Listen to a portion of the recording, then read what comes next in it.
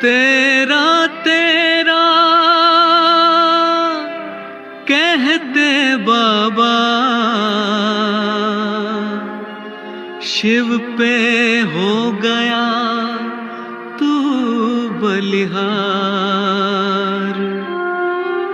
ब्रह्मा तेरे तन मन ने विश्व का किया उद्धार।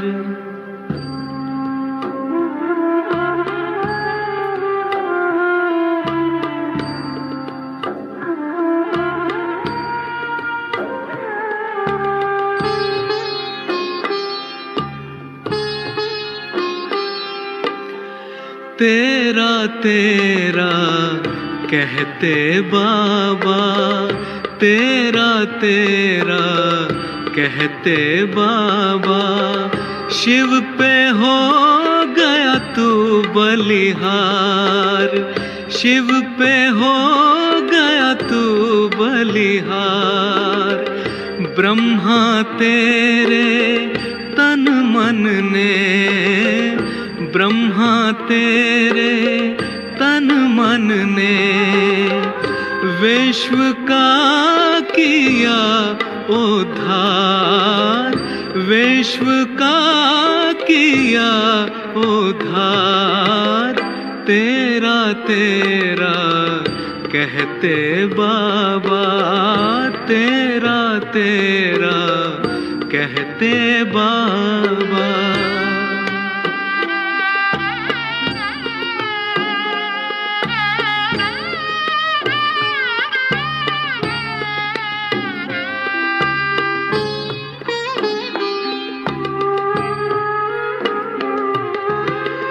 त्याग तेरा बन गया लक्ष्य इस जहान का। त्याग तेरा बन गया लक्ष्य इस जहान का।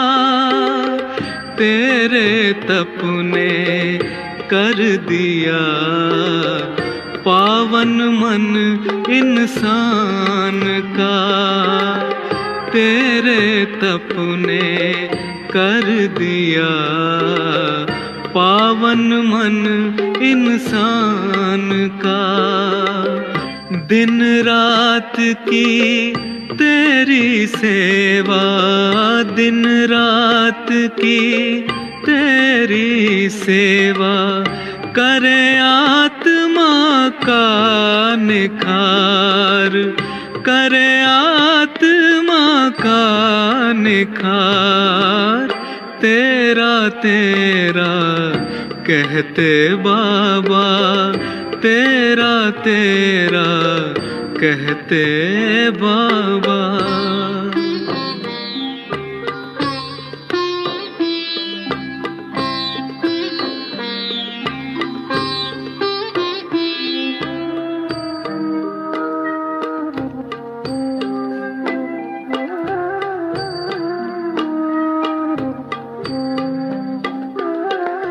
समय शक्ति और संकल्प का तूने दिया जग को दान।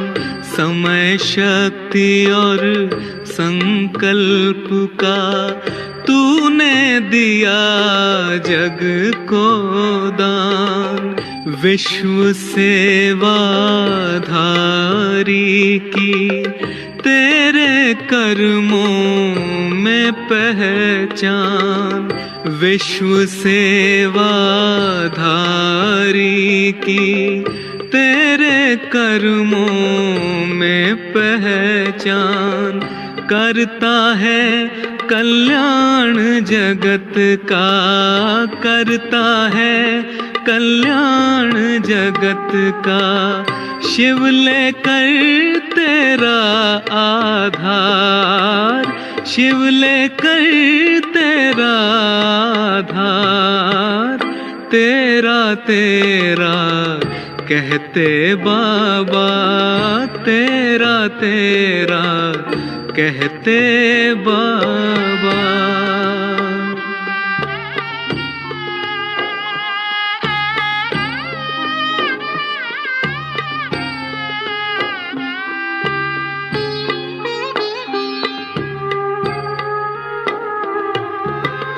प्यार का सागर देखा बाबा तेरे नैनों में, प्यार का सागर देखा बाबा तेरे नैनों में, ज्ञान से हमको भर दिया तेरे गुणों के गहनों ने, ज्ञान से हमको भर दिया तेरे गुणों के गहनों ने। तुझको मिलते ही मिल जाते, तुझको मिलते ही मिल जाते बाबा हमको सुख अपार, बाबा हमको सुख अपार, तेरा तेरा कहते बाबा, तेरा तेरा कहते बाबा।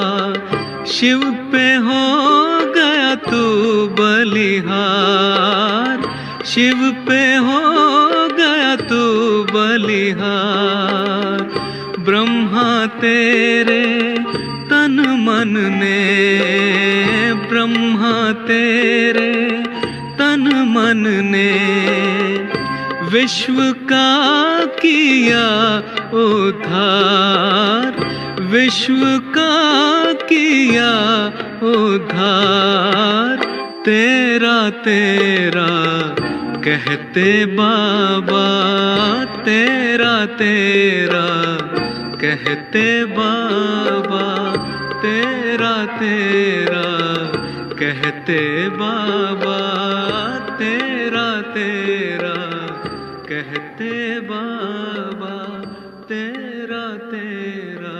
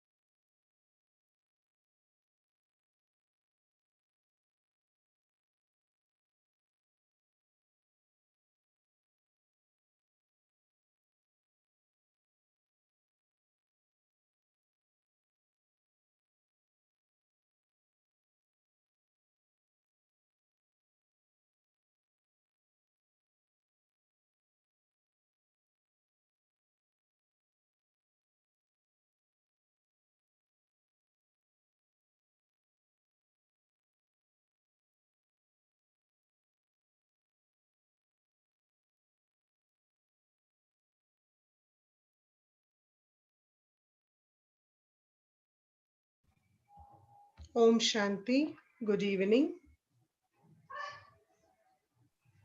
Om Shanti, sister. Om Shanti, sisters. And brother also possibly.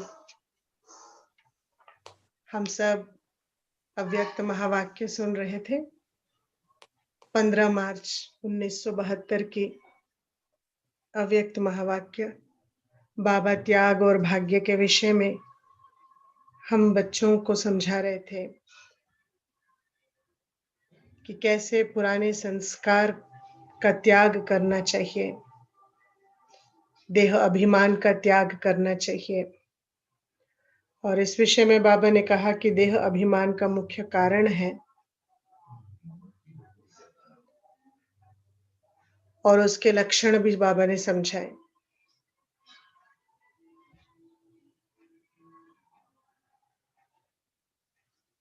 इस विषय में बाबा ने कहा हर सेकंड चेकिंग करना चाहिए, स्थूल त्याग करना, एक बार त्याग करना,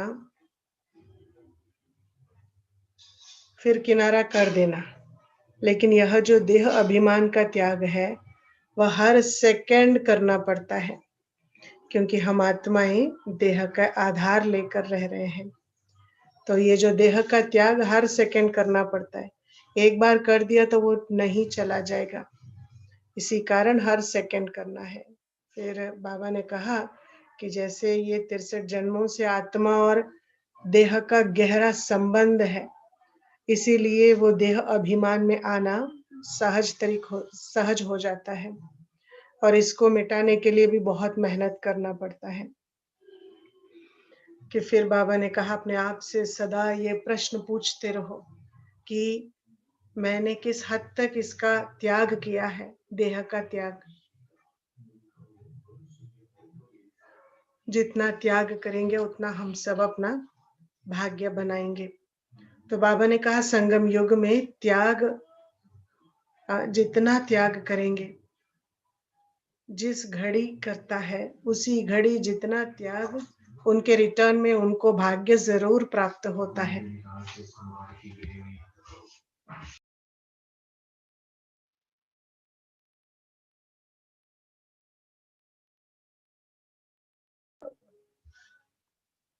तो इस तरीके से बाबा ने किस तरीके से हमको भाग्य मिलता है, संगम युग में त्याग का भाग्य बड़े ते बड़ा मिलता है। और कभी भी त्याग किया पर उसका भाग्य अल्पकाल, पर संगम युग का जैसे सदा काल के लिए मिलता है। अगर इस समय हम त्याग नहीं कर सकते हैं तो इतने भाग्य भी नहीं प्राप्त कर सकते। इतना भाग्य कैसे मिलता है? क्योंकि अभी बाप मिला है। संगम युग में बाप के समक्ष बाप को हाजिर नाजिर मानते हुए और ज्ञान सागर के ज्ञान के आधार से त्याग करेंगे तो परमात्मा के साथ समीप संबंधों का अनुभव करेंगे। कई प्रकार के त्याग बाबा ने गिनाई है इस विषय में। तो भविष्य 21 जन्मों का प्रारब्ध प्राप्त कर सकते हैं निरंतर बाप की स्मृति में रहने से, अर्थात हर सेकंड के त्याग से हर सेकंड के लिए बाप के सर्व संबंध का, सर्व शक्तियों का अपने साथ अनुभव करते हैं। तो इस तरीके से बाबा ने कई बातें समझाई जिसमें भाई भाई की दृष्टि, वृत्ति और देहदारीपन को त्याग कर देना कि मैं आत्मा देही हूँ, खास इन्होंने मिलने आए हैं ना, क्योंकि इतने दूर से मेहनत से स्नेह से आए हैं तो बाप को भी दूर देश से आना ही पड़ता है मिलने के लिए बाबा के बच्चों से। तो बाबा जब बच्चों से मिलते हैं या बच्चे बाप से मिलते तो बहुत खुश हो जाते। खास दूर देश से रहने वाला आया देश पर आया, इस गीत का भी बाबा ने यहाँ जिक्र किया। फिर स्नेह होता है और स्नेही के स्नेह में त्याग कोई बड़ी बात नहीं है। विकारों का स्नेह में आकर अपनी शुद्ध बुद्ध का त्याग कर दिया, शरीर का भी अभी त्याग करना है। बच्चों के स्नेह में माँ तन का भी त्याग कर देती है, सुख का, सब चीजों का। तो देहदारी के संबंध के स्नेह में अपना ताज, तख्त, तिलक, असली स्वरूप सब कुछ छोड़ दिया। जब अभी बाप के स्नेही बने हो तो क्या यह देह अभिमान का त्याग नहीं कर सकते हो? बाबा फिर पूछते हैं क्या ये त्याग इतना मुश्किल है? तो इस तरीके से बाबा ने बच्चों से रूह रिहान करते हुए कहा कि रूहानियत में स्थित हो जाएंगे। रूह रिहान करते करते रूहानियत में स्थित हो जाएंगे।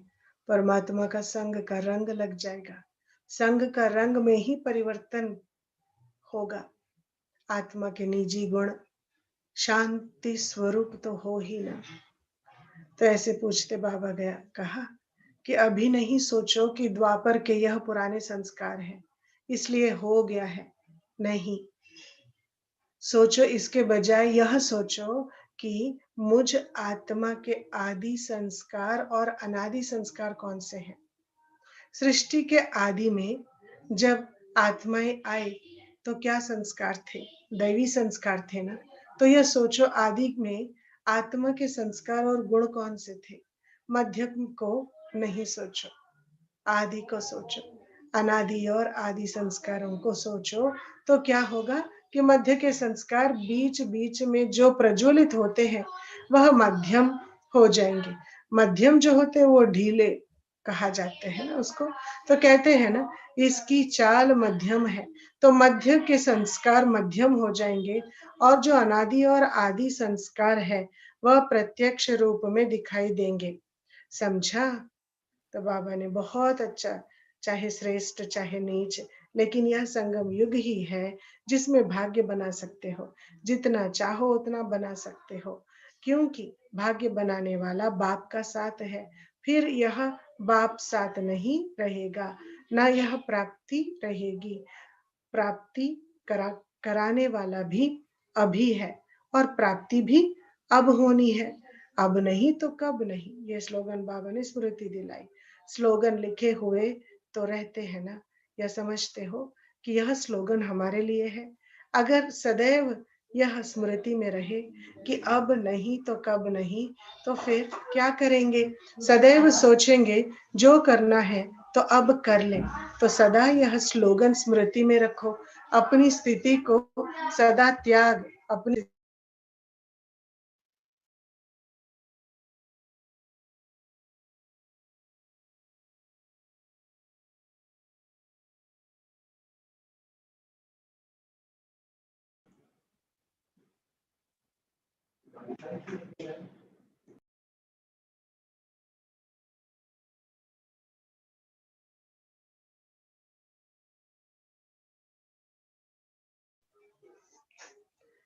तो बाबा कहते हैं उसके लिए एक स्लोगन चाहिए। वो स्लोगन कौन सा है? जो बहुत बार सुनाया भी है, कम खर्च बाला नशीन। अब कम खर्च बाला नशीन कैसे बनना है? वो लोग तो स्थूल धन में कम खर्च बाला नशीन बनने का प्रयत्न करते हैं, लेकिन आप लोगों के लिए संगम युग में कितने प्रकार के खजाने हैं मालूम है? समय, संकल्प, श्वास तो है ही खजाना, लेकिन उसके साथ अविनाशी ज्ञान रत्न का खजाना भी है, और पांचवा स्थूल खजाने से भी इसका संबंध है। तो ये चेक करो, संकल्प के खजाने में भी कम खर्च बाला नशीन बने हैं। ज्यादा खर्च नहीं करो, अपने संकल्प के खजाने को व्यर्थ ना गवाओ।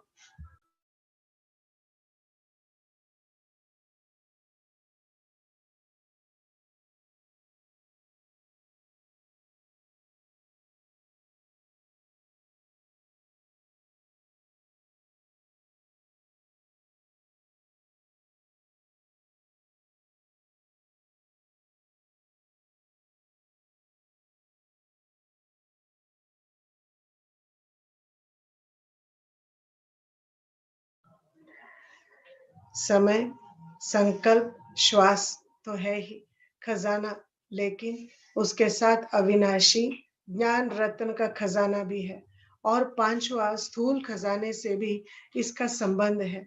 तो यह चेक करो।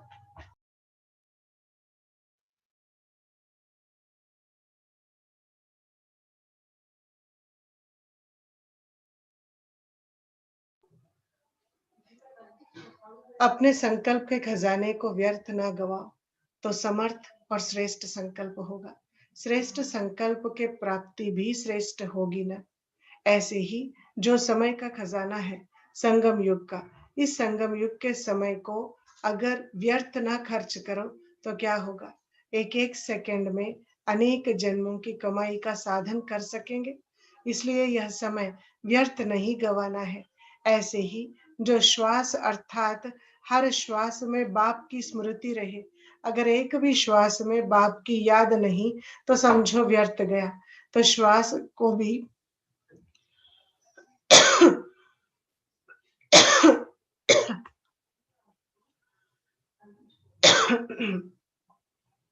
श्वास को भी व्यर्थ नहीं गवाना है।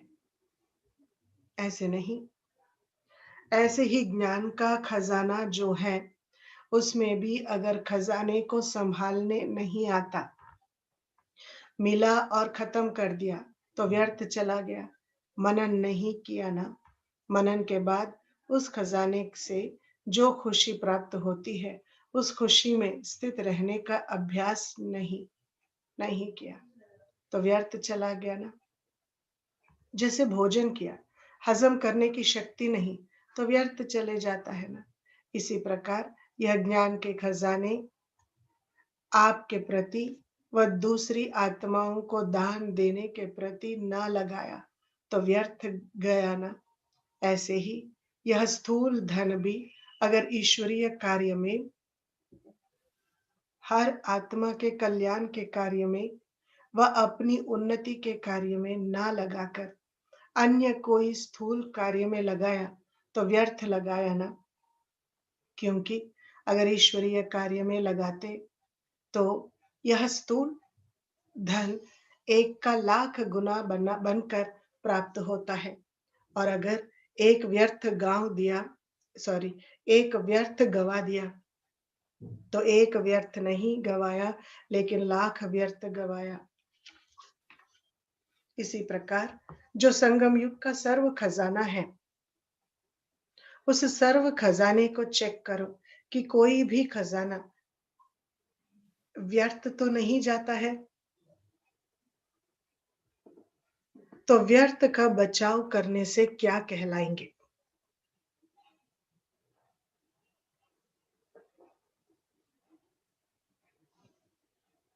कम खर्च, बालानशीन।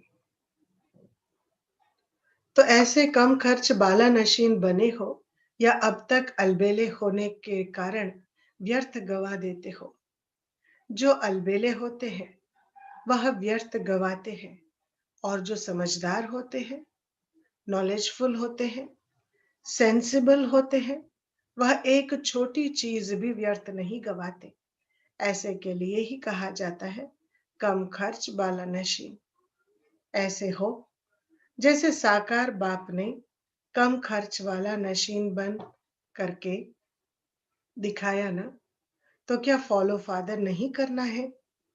कोई भी स्थूल धन, अगर स्थूल धन नहीं है तो जो यज्ञ निवासी है उनके लिए यह स्थूल यज्ञ की हर वस्तु ही स्थूल धन के समान है।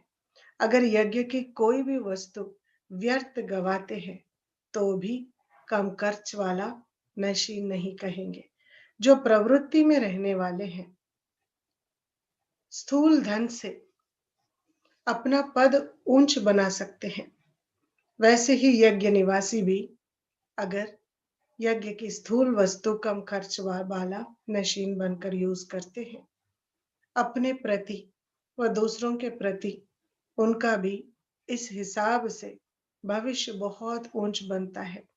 ऐसे नहीं कि स्थूल धन को तो प्रवृत्ति वालों के लिए साधन है, लेकिन यज्ञ निवासियों के यज्ञ की सेवा भी यज्ञ की वस्तु की इकोनॉमी रूपी धन स्थूल धन से भी ज्यादा कमाई का साधन है। इसलिए जब यज्ञ की एक भी चीज यथार्थ रूप से लगाते हो, वह संभाल करते हो, व्यर्थ से बचाव करते हो, तो समर्थी आती है भविष्य प्राप्ति के लिए। व्यर्थ से बचाव किया, अपना भविष्य बनाने की तो प्राप्ति हुई ना। इसलिए हर एक को अपने आप को चेक करना है, तो अपने को कम खर्च वाला नशीन कितना बनाया है। व्यर्थ से बचो, समर्थ बनो। जहां व्यर्थ है वहां समर्थ जरा भी नहीं, और जहां समर्थी है वहां व्यर्थ जावे यह हो नहीं सकता। अगर खजाना व्यर्थ जाता है तो समर्थी नहीं आ सकती। जैसे देखो कोई लीकेज होती है, कितना भी कोशिश करो लेकिन लीकेज कारण शक्ति भर नहीं सकती। तो व्यर्थ भी लीकेज होने के कारण कितना भी पुरुषार्थ करेंगे, कितना भी मेहनत करेंगे, लेकिन शक्तिशाली नहीं बन सकेंगे। इसलिए लीकेज को चेक करो। लीकेज को चेक करने के लिए बहुत होशियारी चाहिए। कई बार लीकेज तो मिलती नहीं है। बहुत होशियार होते हैं, नॉलेजफुल होते हैं, वह लीकेज को कैच कर सकते हैं। नॉलेजफुल नहीं तो लीकेज को ढूंढते रहते हैं। तो अब नॉलेजफुल बन, चेक करो, तो व्यर्थ से समर्थ हो जाएंगे। समझा? अच्छा, मैसूर वाले क्या याद रखेंगे? माताएं सिर्फ याद की यात्रा में रहती है ना, क्योंकि भविष्य तो समझ नहीं सकती। यह तो याद रखेंगे ना, कम खर्च वाला नशे, फिर भी भाग्यशाली हो, यह तो समझती हो सारी सृष्टि में हम विशेष आत्माएं हैं। अच्छा, यह समझती हो कि यह कई बार आए हैं, यह समझती हो कि यहाँ हम पहली बार आए हैं।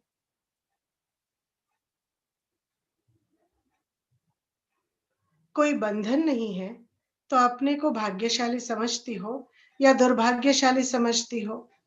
निर्बंधन हो तो अपना भविष्य ऊंच बना सकती हो। आप तो डबल भाग्यशाली हो। एक तो बाप मिला, दूसरा भविष्य बनाने के लिए निर्बंधन बनी और खुशी होती है ना। ऐसे तो नहीं पता, ऐसे तो नहीं पता, ऐसे तो नहीं पता नहीं क्या है। दुख तो महसूस नहीं होता, सुख अनुभव करती हो ना। अच्छा हुआ जो निर्बंधन हो गई। ऐसे अपने को भाग्यशाली समझती हो या अभी दुख भी आता है? और कोई साथ होगा तो टक्कर होगा शिव बाबा। अगर साथ है तो टक्कर नहीं होगा ना। संगम युग में लौकिक सुहाग का त्याग श्रेष्ठ भाग्य की निशानी है। आत्मा की प्रवृत्ति में यह संबंध नहीं है। प्रवृत्ति में संबंध में तो नहीं आती हो ना। अगर प्रवृत्ति में रह आत्मा में संबंध में रहती हो तो अपना डबल भाग्य बना सकती हो। प्रवृत्ति में रहते देह के संबंध से न्यारी रहती हो तो प्रवृत्ति में रहने वाले ऐसा अनुभव कर सकेंगे।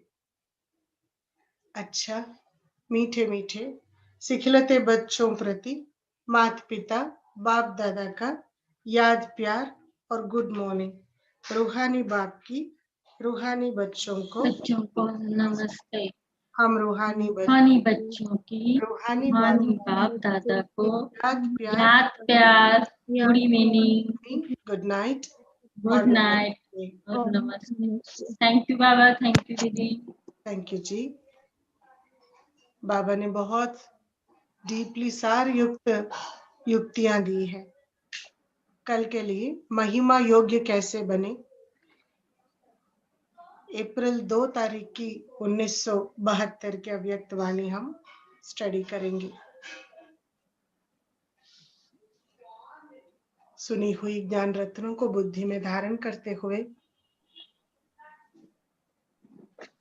रिवाइज करे बुद्धि में और हर शब्द के ताकत को अपने अंदर संभाले, धारण कर ले और लंबे से श्वास लेते हुए ओम ध्वनि का उच्चार करेंगे।